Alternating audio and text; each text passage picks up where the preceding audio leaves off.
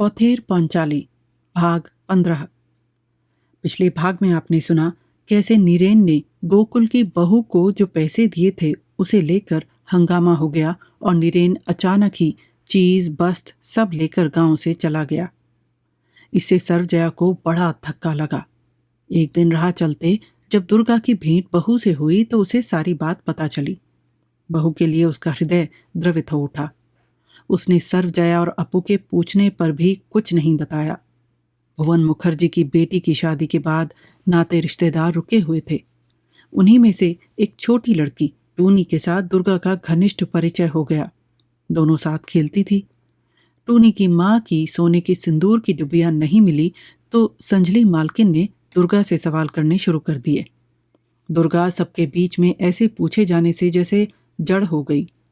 उसके मना करने के बावजूद संजली मालकिन ने उसका सिर बार बार दीवार में मारा, जिससे खून निकलने लगा और दुर्गा को चक्कर आने लगे और सुध-बुध खोकर वह वहीं बैठ गई। बाकी लोगों ने बड़ा समझाया पर संजली मालकिन कुछ सुनने को तैयार न थी। अंत में जनमत को विरुद्ध देखकर उसने दुर्गा को छोड़ दिया। चड़क पूजा के लिए चंदा देने में हरिहर ने आनाकानी की क्योंकि उसकी चंदा देने की हैसियत नहीं थी।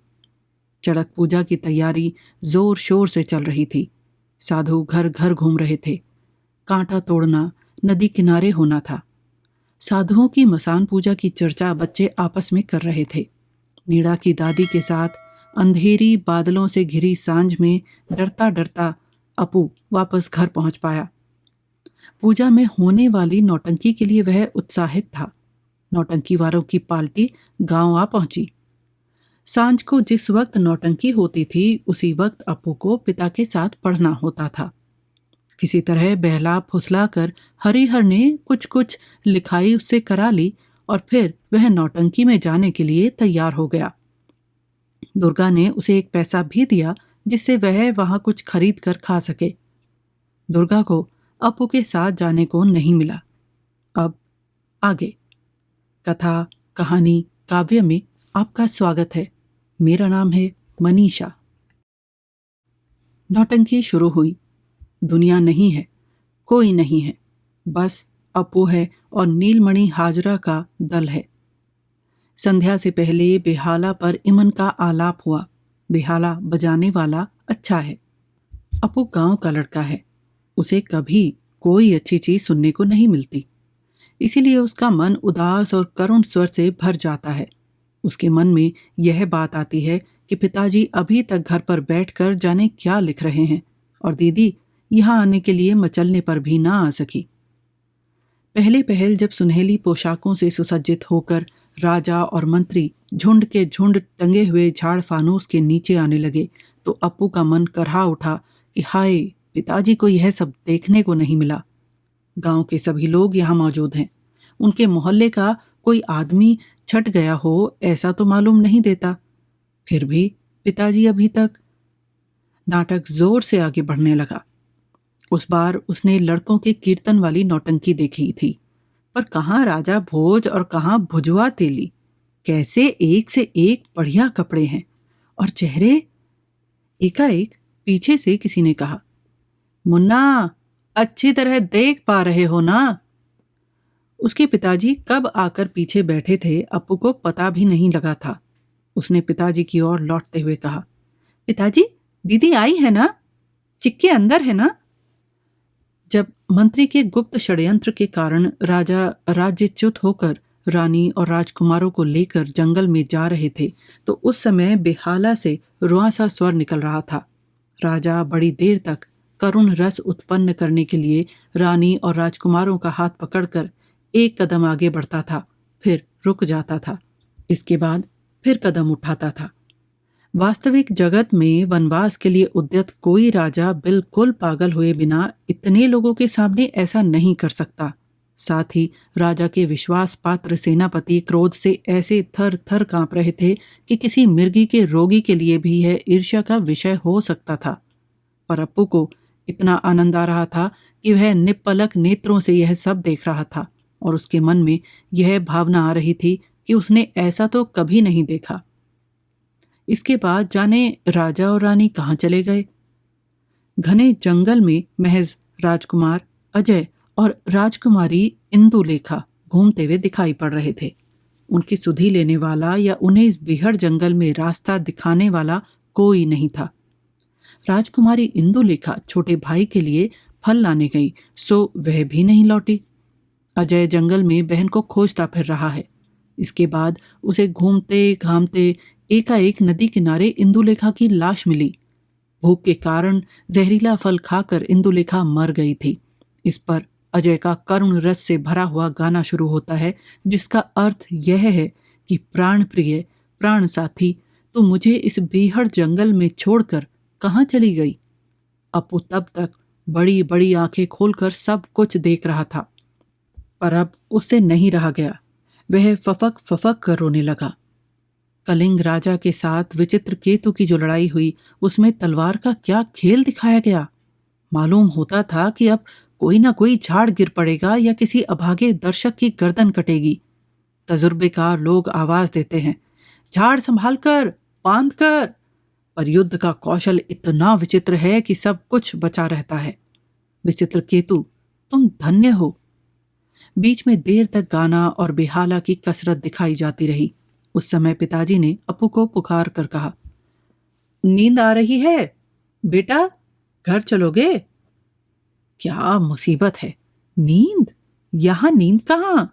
अरे राम राम, वह हरगिज घर नहीं जाएगा।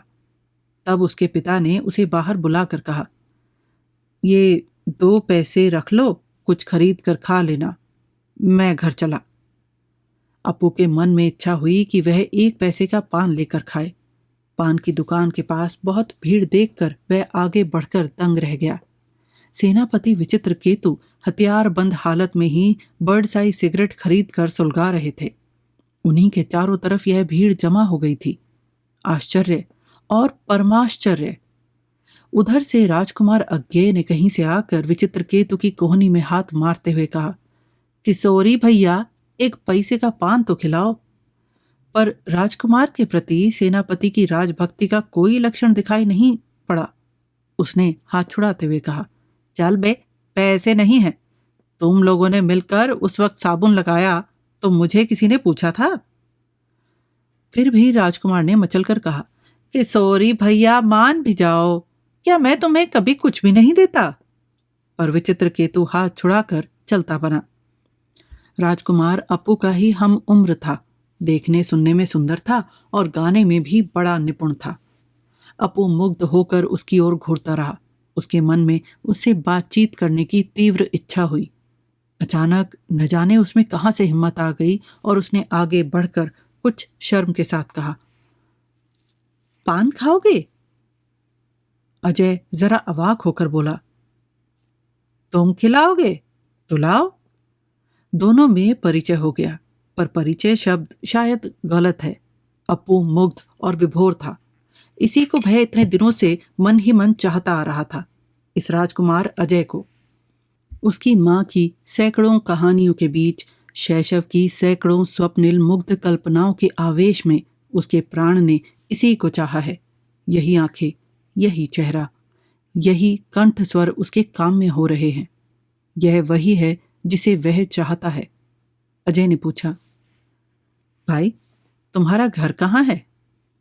मेरे खाने के लिए एक घर तय किया गया है, पर वहां बड़ी देर में खाना मिलता है। तुम्हारे घर में कौन खाता है? खुशी के मारे अपू का सारा शरीर हिलोरें लेने लगा। बोला, भाई, हमारे यहाँ एक आदमी खाता है। अभी देखा है कि वह ढोलकिया है। तुम भी कल से आना, मैं आकर बुला ले जाऊंगा। नहीं तो ऐसा हो जाएगा कि तुम जहां खाते हो वहां ढोलकिया खा लेगा। थोड़ी देर तक दोनों इधर उधर चहलकदमी करते रहे। फिर अजय बोला, भाई मैं चलूं, अंतिम सीन में मेरा गाना है। मेरा पार्ट तुम्हें कैसा लग रहा है? रात के अंतिम पहर में नौटंकी खत्म हुई तो अपू घर पर आया। वह रास्ते में आ रहा था तो उसने जिसे भी बातें करते सुना, उसे ऐसा मालूम हुआ कि नौटंकी का ही वार्तालाप हो रहा है। घर आने पर दीदी ने पूछा, अपू, तुझे नौटंकी कैसी लगी? अपू को ऐसा मालूम हुआ जैसे बीहड़ जंगल के अंदर राजकुमारी इंदुलेखा ने कुछ कहा। उस पर कुछ नशा सा छाया हुआ था। उसने खुशी के साथ कहा, माँ, जो अजय बना था वह कल से हम लोगों के घर पर खाना खाएगा। माँ बोली, 2 जने खाएंगे? तो को कहाँ से? अप्पू बोला, नहीं, एक चला जाएगा, सिर्फ अजय खाएगा। दुर्गा बोली, अप्पू, तुझे नौटंकी कैसी लगी? ऐसी कभी नहीं देखी ना। जब राजकुमारी मर गई तो कैसा बढ़िया गाना हुआ। अप्पू की तो ऐसी हालत थी कि अब वह नींद में बेहाला सुन रहा था। वह देर तक सोता रहा और नींद भी अच्छी नहीं आई। सूर्य की तेज रोशनी आंखों में सुई की तरह छिद रही थी। आंख में पानी दिया तो आंखें जल रही थी, पर उसके कानों में अभी तक बेहाला, ढोल और मंजीरे का सम्मिलित संगीत लहरा रहा था। उसे ऐसा मालूम हो रहा था जैसे वह अभी तक रंगभूमि में ही बैठा हो। पनघट में जाती हुई मोहल्ले की लड़कियां आपस में बातचीत करती जा रही थीं। अप्पू को ऐसा मालूम हुआ कि इनमें से कोई धीरावती है, तो कोई कलिंग देश की महारानी है, तो कोई राजकुमार अजय की माँ वसुमती है। दीदी की हर बात में तथा अंग संचालन में राजकुमारी इंदुलेखा की पूरी झलक थी। कल जो इंदुलेखा बना था वह बुरा नहीं लगता था, पर उसके मन में राजकुमारी इंदुलेखा की जो मूर्ति विराजमान है वह अपनी दीदी को लेकर है। उसी तरह का रंग, रूप, वैसी ही बड़ी बड़ी आंखें, वैसा सुंदर मुखड़ा और वैसे सुंदर बाल। उसे ऐसा ज्ञात होता था जैसे इंदुलेखा अपनी सारी करुणा, स्नेह और माधुर्य लेकर उस प्राचीन देश के अतीत जीवन के बाद फिर उसकी दीदी बनकर लौट आई है। इसीलिए इंदुलेखा के बातचीत करने के ढंग तथा उसके हर कदम में मानो दीदी का ही प्रकाश होता था। जब उसके सामने वह दृश्य आया था जिसमें इंदुलेखा ने घने जंगल के अंदर अपने नन्हे से भाई को स्नेह से घेर कर रखा था और उसे खिलाने के लिए फल ढूंढते हुए बीहड़ जंगल में खो गई, तो उसके मन में माकाल फल वाली घटना ही बार बार उदित हुई थी। दोपहर के समय अप्पू जाकर अजय को खाने के लिए बुला लाया। दोनों के सामने खाना परोसकर सर्वजया अजय का परिचय आदि पूछने लगी। मालूम हुआ कि वह ब्राह्मण का लड़का है, उसका कोई नहीं है। मौसी ने उसे पाला पोसा था, वह भी मर गई है। 1 साल से वह नौटंकी के दल में काम कर रहा है। इस लड़के पर सर्वजया की ममता उमड़ पड़ी और उसने उसे बार बार और लो, यह खाओ वह खाओ कहकर खिलाया। खाने की चीजें बहुत थोड़ी थी, फिर भी लड़के ने बड़ी खुशी से खाना खाया। इसके बाद दुर्गा ने माँ से चुपचाप कहा, माँ, उसे कल वाला गाना गाने को कहो ना, वही गाना, कहाँ छोड़ गए। अजय ने गला खोल कर गाना गाया। अप्पू मुग्ध हो गया और सर्वजया की आंखें नम हो गई। हाय हाय, ऐसे लड़के की माँ नहीं है। इसके बाद उसने और भी गाने गाए। सर्वजया बोली, शाम को चावल की लाई बनाऊंगी, उस समय आकर जरूर ही लाई खा जाना, शर्म ना करना। जब खुशी हो आ जाया करो, इसे अपना ही घर समझो। अप्पू उसे साथ लेकर नदी के किनारे घूमने गया। वहां अजय ने कहा, भाई तुम्हारा गला बड़ा मीठा है, एक गाना सुना दो ना। अप्पू के मन में बड़ी इच्छा हुई कि वह इसके सामने गाकर यश लूटे, पर साथ ही संकोच भी लग रहा था कि यह नौटंकी में काम करता है, इसके सामने कैसे गाना गाया जाए। नदी के किनारे बड़े सेमर के पेड़ के नीचे पगडंडियों से दूर वे दोनों बांस की झाड़ी की आड़ में बैठ गए। अप्पू ने बड़ी चेष्टा के बाद लज्जा छोड़कर गाना गाया, श्री चरणे भार एक बार गौतोलो हे अनंत, श्री चरण का भरोसा एक बार उठ खड़े हो हे अनंत। यह गाना दाशु राय की पांचाली का था। अप्पू ने इसे अपने पिता से सुनकर लिख लिया था। सुनकर अजय अवाक रह गया। बोला, भाई तुम्हारा गला इतना अच्छा है तो तुम गाते क्यों नहीं हो, और एक गाना सुनाओ। अप्पू ने प्रोत्साहन पाकर और एक गाना गाना शुरू किया। ख्यार आशे बसेरे मन, डुबलो विला ख्यार धारे। खेवा की आस में बैठा हूं, अब घाट के किनारे दिन ढल रहा है। उसकी दीदी इस गाने को कहीं से सीख आई थी।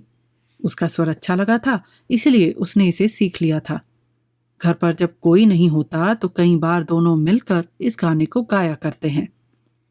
गाना समाप्त होने पर अजय ने उसकी तारीफ के पुल बांध दिए। बोला, ऐसा गला हो तो किसी भी दल में तुम्हारी खुशामद करके 15 रुपया तनख्वाह देंगे। हाँ, इस पर और सीखो तो सोने पर सुहागा हो जाए। घर पर जब कोई नहीं होता तो दीदी के सामने गाकर अपू ने कई बार उससे पूछा था, अच्छा दीदी, यह तो बता कि मेरा गला कैसा है। दीदी बराबर उसकी हिम्मत बंधाती रहती थी, पर दीदी द्वारा की गई प्रशंसा चाहे जितनी आशाप्रद हो, आज नौटंकी के दल के कई तमगे जीते हुए उस्ताद ने जो उसकी तारीफ कर दी तो वह बात ही कुछ और हुई। अपू प्रशंसा सुनकर फूले नहीं समाया, बोला, मुझे अपना वह गाना सिखा दो ना। उसके बाद दोनों उस गाने को गाने लगे। बड़ी देर हो गई। नदी पर छप छप शब्द करती हुई नाव चल रही थी। नदी के किनारे पानी के पास कोई कुछ खोज रहा था। अजय ने पूछा, यह क्या खोज रहा है? अपू बोला, ये पेंडक का बच्चा खोज रहा है, बंसी में लगाकर मछली पकड़ेगा। कहकर वह फिर बोला, अच्छा भाई, तुम हमारे यहाँ रह क्यों न जाओ? अब कहीं न जाओ, यहीं रह जाओ। ऐसी आंखें और इतना मीठा गला, तो इस पर वह अपू की आंखों में राजकुमार अजय भी है। किस जंगल में फिरते फिरते असहाय हतभाग्य सुंदर राजकुमार से उसकी एकाएक भेंट हो गई और दोस्ती भी हो गई। आज जन्म मित्र, अब उसे छोड़ा कैसे जाए? अजय ने भी अपने मन की बहुत सी बातें कहीं। ऐसा साथी उसे और नहीं मिला था। उसने बताया कि उसने लगभग 40 रुपए जमा किए हैं। कुछ और बड़ा होने पर वह इस दल को छोड़ देगा। अधिकारी मारता बहुत है। वह आशुतोष पाल के दल में जाएगा। वहां बहुत मौज है। रोज रात को लूची खाने को मिलती है। न खाने पर 3 आना खुराक खर्च मिलता है। इस दल को छोड़ने के बाद वह फिर अपू के घर आएगा और कुछ दिनों रहेगा। शाम के कुछ पहले अजय ने कहा, चलो भाई, अब फौरन ही खेल शुरू होगा, जल्दी लौटना चाहिए। जो परशुराम का दर्प संहार खेल हुआ तो मैं नियति बनूंगा। उसमें एक बहुत बढ़िया सा गाना है। और भी 3 दिन नौटंकी होती रही। गांव वाले दिन रात जब देखो तब इसी की बात करते थे। रास्ते में, पनघट पर, मैदान में गांव के मल्लाह नाव चलाते चलाते, चरवाहे गाय चराते चराते नए गाने गुनगुनाते रहते थे।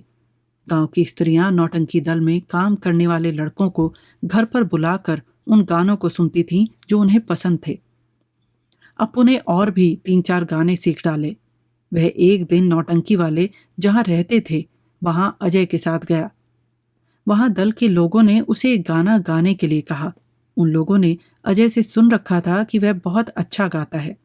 बड़ी खुशामद के बाद अपू ने अपनी विद्या प्रकट करने के लिए एक गाना गाया। सब लोग उसे अधिकारी के पास ले गए। वहां भी उसे एक गाना सुनाना पड़ा। अधिकारी एक काला कलूटा तोंदियल आदमी था। दलपति होने के अतिरिक्त वह सबके साथ मिलकर तान दिया करता था। उसने अपू का गाना सुनकर कहा, मुन्ना, आओ ना, तुम हमारे दल में आ जाओ। अपू का हृदय आनंद और गर्व से बांसों उछल पड़ा। और भी लोगों ने उसे कहा कि तुम हमारे दल में आ जाओ। अपू की इच्छा तो यह थी कि वह फौरन ऐसा करे। उसे इसी बात का आश्चर्य रहा कि इतने दिनों से वह इस छोटी सी बात को नहीं जानता कि नौटंकी में काम करना ही मनुष्य जीवन का चरम उद्देश्य है। उसने गुप्त रूप से अजय से पूछा, अच्छा भाई, अगर मैं दल में जाऊं तो मुझे क्या बनना पड़ेगा? अजय बोला, अभी सखी वखी या बालक का पाठ मिलेगा। इसके बाद अच्छी तरह सीखने पर अपू सखी बनना नहीं चाहता था। वह सिर पर जरीदार ताज रखकर सेनापति बनकर तलवार बांधना और युद्ध करना चाहता था। जब वह बड़ा होगा तो वह नौटंकी के दल में जाएगा। यही उसके जीवन का लक्ष्य है। अजय ने उसे चुपके से कसौटी के रंग के एक लड़के को दिखाते हुए कहा, इसका नाम विष्णु तेली है। मुझसे इसकी बिल्कुल नहीं बनती। मैं अपने पैसे से खरीदी हुई दिया सलाई तकिए के नीचे रखकर सोता हूँ। यह चुरट पीने के लिए वहां से दया सलाई तराट कर देता है, फिर देने का नाम ही नहीं लेता। मैं उससे कहता हूं, भाई रात को डर लगता है, दिया सलाई दो। अंधेरे में दिल धुकुर पुकुर होता है। इसीलिए मैंने उस दिन दिया सलाई मांगी तो इस दुष्ट ने मुझे एक तमाचा मारा। यह अच्छा नचैया है, इसलिए अधिकारी से बहुत मानता है, कुछ कह भी नहीं सकता। कोई 5 दिन बाद नौटंकी का काम खत्म होने पर दल रवाना हो गया। अजय घर के लड़के की तरह जब तब अप्पू के घर पर इस प्रकार आता जाता था मानो वह अप्पू का भाई हो। पर वह अप्पू की उम्र का था और साथ ही साथ अनाथ था, यह जानकर सरजया ने इन दिनों उसके साथ अप्पू की तरह स्नेहपूर्ण व्यवहार किया था। दुर्गा भी उसे अपने भाई की तरह मानती थी। उससे गाने सीखे, उसे कहानियां सुनाई, उसे फूफी की बात बताई। तीनों मिलकर आंगन में बड़ा सा घर खींचकर गंगा जमुना खेले हैं। जब वह खाने आता था तो उसे सब लोग और लोग कहकर खिलाते थे। वह नौटंकी के दल में रहता था। उसे ना तो कोई देखने वाला था और ना खाने पीने की देखभाल करने वाला। शायद जब से वह पैदा हुआ तब से उसे घरेलू स्नेह का स्पर्श मिला ही नहीं, इसीलिए अप्रत्याशित रूप से स्नेह का स्वाद पाकर वह लोभी की तरह उससे अलग नहीं होना चाहता था। वह जाते समय एकाएक अपनी कष्ट संचित रकम की थैली में से 5 रुपए निकालकर सरजया के हाथ में देने लगा।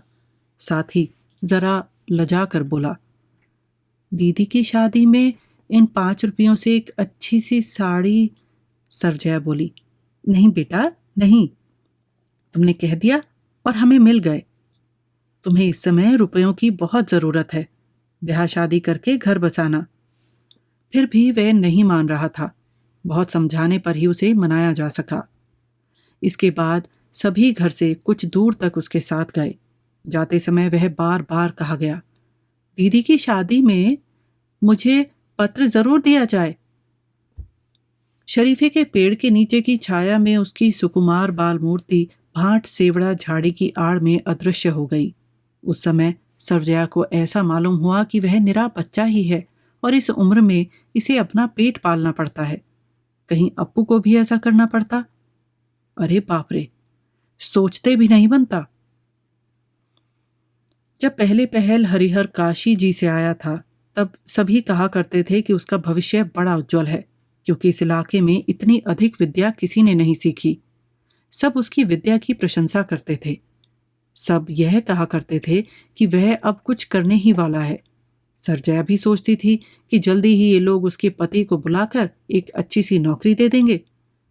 कौन लोग नौकरी देते हैं, इस संबंध में उसकी धारणा कुहासे से घिरे समुद्र की तरह अस्पष्ट थी।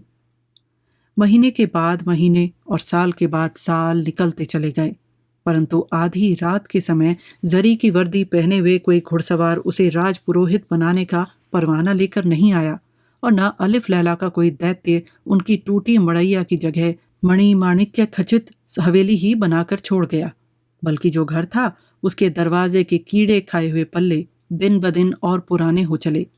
शहतीरें और भी झुकने लगीं।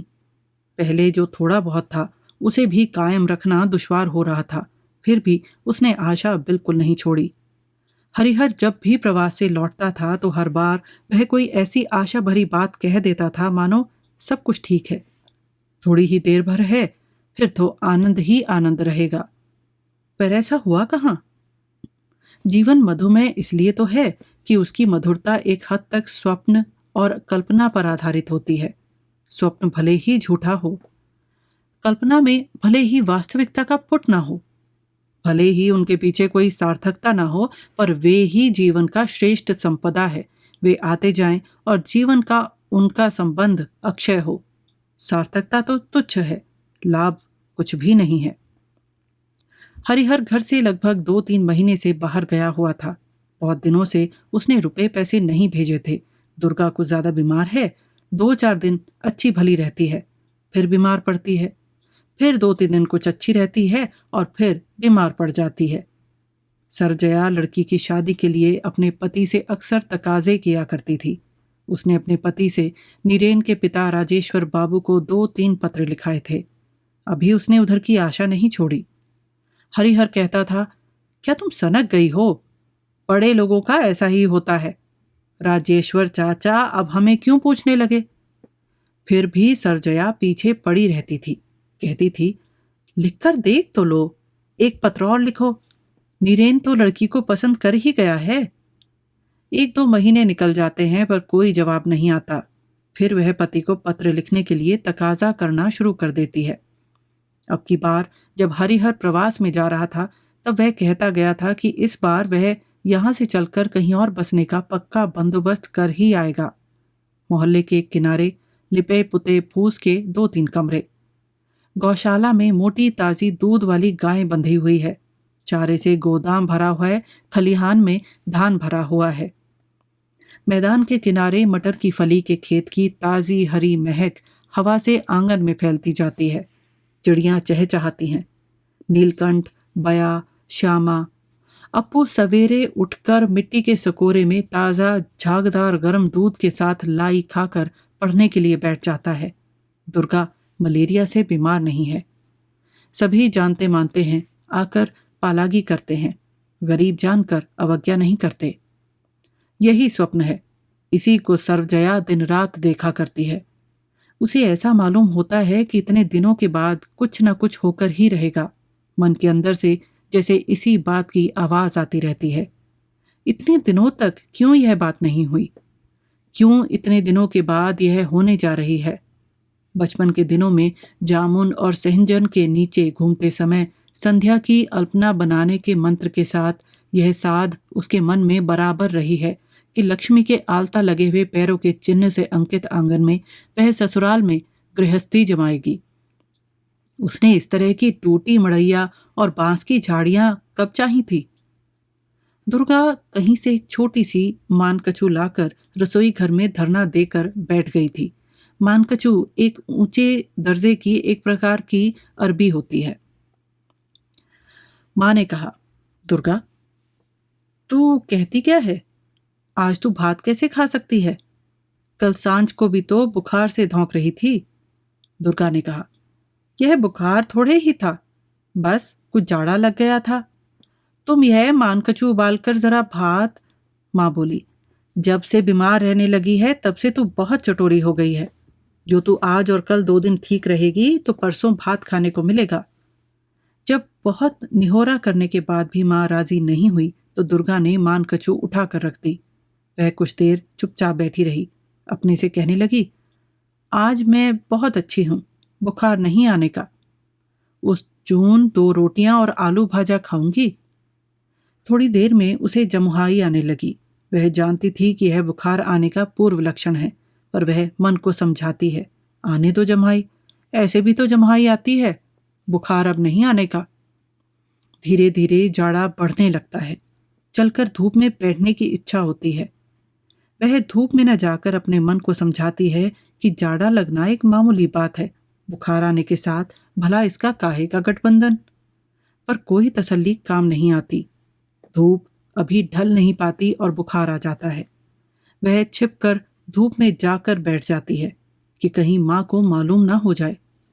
उसका मन हाहाकार से भर जाता है। सोचती है, बुखार की बात सोचते सोचते ऐसा हुआ है, असल में उसे बुखार नहीं है। लाल धूप सेवार लगी हुई टूटी दीवार पर पड़ती है। शाम की छाया घनी होती है। दुर्गा सोचती है कि यदि वह मन को बुखार से हटा ले तो बुखार चला जाएगा। अप्पू से कहती है, जरा मेरे पास तो बैठ, चल हम लोग कहानियां कहें। उस साल तेज वर्षा की रात में वह और अप्पू सलाह करके रात के अंतिम हिस्से में संझली मालकिन के बाग में ताड़ खोजने गए थे। एकाएक दुर्गा के पैर में एक कांटा चुभ गया। दर्द से उसने अपने पीछे हटते हुए बायां पैर जहां रखा वहां फिर एक और कांटा घुस गया। सवेरे देखा गया कि रात को कोई ताड़ न चुरा ले, इसीलिए सत्तू ने ताड़ के नीचे की ओर जाने वाले रास्ते पर कतार के कतार बेल के कांटे लगा रखे थे। और एक दिन बड़ी अजीब बात हुई।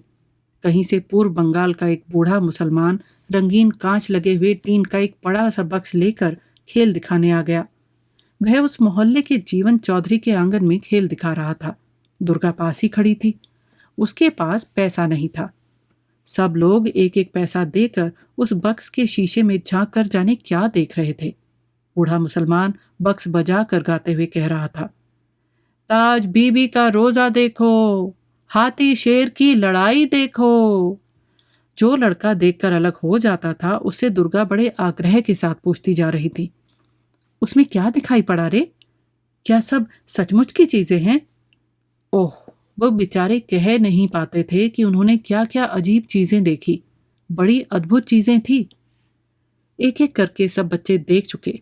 दुर्गा चली जा रही थी, पर बूढ़े मुसलमान ने कहा, मुन्नी, देखोगी नहीं?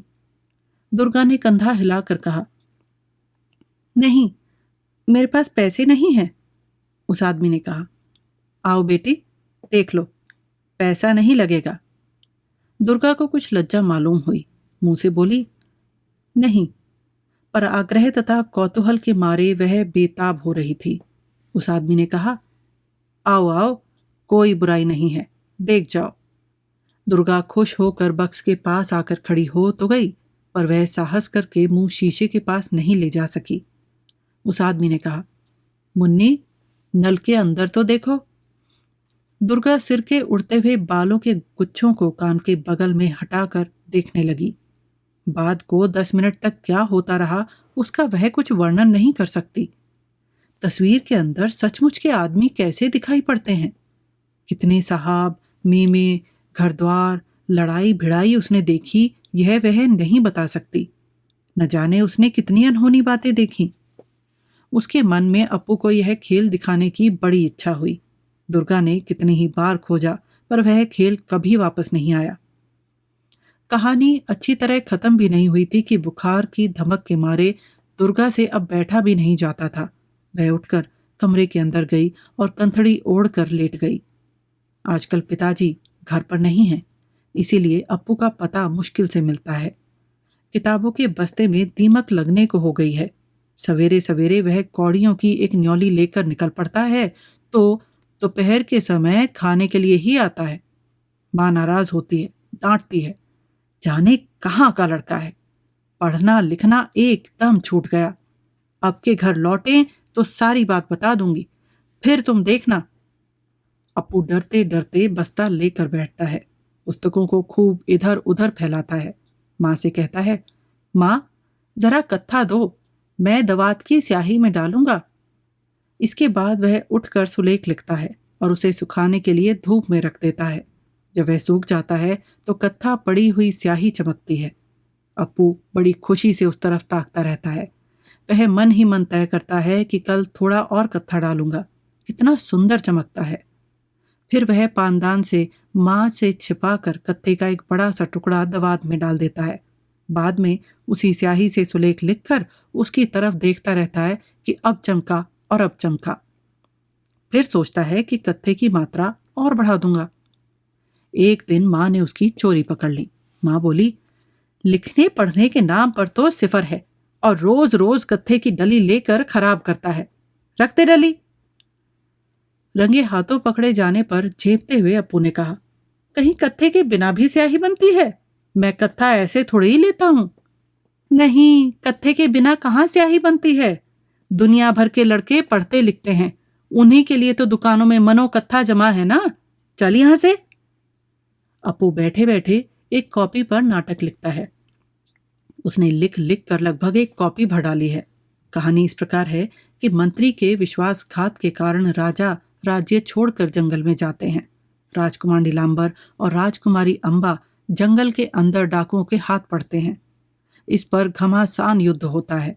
बाद में राजकुमारी की लाश नदी किनारे मिलती है। नाटक में सत्तू नाम से एक जटिल चरित्र की सृष्टि होती है जो थोड़ी देर बाद बिना ही किसी प्रकार का भयंकर अपराध किए प्राण दंड से दंडित होता है। नाटक के अंत में राजकुमारी अंबा नारद के वर से फिर से जिंदा हो जाती है और विश्वास पात्र सेनापति जीवन केतु के साथ उसकी शादी हो जाती है। नाटक की इन घटनाओं को देखकर यदि कोई यह कहे कि विगत बैसाख महीने में जो नौटंकी हुई थी उससे यह नाटक नामों के अलावा और किसी रूप में भी भिन्न नहीं है या उसी से इसका कथानक हूबहू उड़ाया गया है, तो वह यह भूल जाएगा कि अतीत युग की किसी नीरव ज्योत्सनामयी रात्रि में लगभग बुझे हुए दीपक वाले सुनसान कमरे में शैया पर लेटा हुआ एक प्राचीन कवि नीले मेघों को देखकर मोरों की गूंजती हुई दूर वन भूमि का स्वप्न देख सकता है। यदि कालिदास इतने ही से मुक्त मेघ के वर्णन के लिए अनुप्राणित हो सकते हैं तो आश्चर्य क्या है? क्या मनुष्य उस भूली हुई शुभ यामिनी को अपने अनजान में 1000 वर्षों से वंदना करता आ रहा है? ज्योत से ही ज्योत जलती है। कहीं राखों के ढेर से कोई मशाल जलाकर भी लगा दे तो उससे आग थोड़े ही लग जाती है। बस्ते में एक पुस्तक है जिसका नाम है चरितमाला। इस पर लिखा है ईश्वर चंद्र विद्यासागर। पुरानी पुस्तक है। हरिहर को अपने लड़के के लिए पुस्तकें एकत्र करने का मर्ज है। कहीं से वह यह पुस्तक ले आया था। अपू बीच बीच में इसे पढ़ता है। पुस्तक में जिन लोगों की बात लिखी है, अपू उनकी तरह होना चाहता है। किसान का लड़का रस को अब आलू बेचने के लिए बाजार में भेजा जाता था तो वह मेंढ पर बैठकर बीज गणित का अध्ययन करता था। कागज नहीं था, इसलिए वह भोतरी नोक से चमड़े पर हिसाब लगाया करता था। चरवाहा ड्यूवाल अपनी भेड़ों को इधर उधर भटकने देता था और पेड़ के नीचे बैठकर भूगोल पढ़ा करता था। अपू भी इन लोगों की तरह बनना चाहता है, पर वह बीज गणित क्या भला है। वह रस्को की तरह बीज गणित पढ़ना चाहता है। उसे ना तो सुलेख लिखना पसंद है, न पहाड़ा घोटना और ना शुभंकरी से हिसाब लगाना। वह उसी तरह पेड़ के नीचे बैठकर सन्नाटे में, जंगल की छाया में या मेंढ पर बैठकर भूगोल, ये कौन सी चिड़िया है, पढ़ना चाहता है। वह बड़ी बड़ी पुस्तकें पढ़ेगा और पंडित बनेगा, पर वह इन चीजों को कहाँ से पाए। भूगोल या बीज गणित कहाँ मिल सकते हैं, और लैटिन का व्याकरण, यहाँ तो बस कौड़ियों का हिसाब लगाते जाओ और पहाड़े घोटो। माँ नाराज होती है, पर वह क्या करे। वह जो कुछ पढ़ना चाहता है वह तो यहाँ है ही नहीं। हमारे साथ बने रहने के लिए धन्यवाद। आपको अभी तक ये कहानी कैसी लगी हमें नीचे कमेंट बॉक्स में बताएं। आपके कमेंट्स और लाइक हमें प्रोत्साहित करते हैं और इससे चैनल की भी मदद होती है। अपने दोस्तों और परिवार के साथ कहानियाँ शेयर कीजिए, और अगर आपने अभी तक सब्सक्राइब नहीं किया है तो सब्सक्राइब करें और साथ में बेल आइकन दबाना न भूलें। इससे हमारे अपडेट्स आपको सबसे पहले मिलेंगे। जल्दी ही मिलते हैं कहानी के अगले भाग के साथ।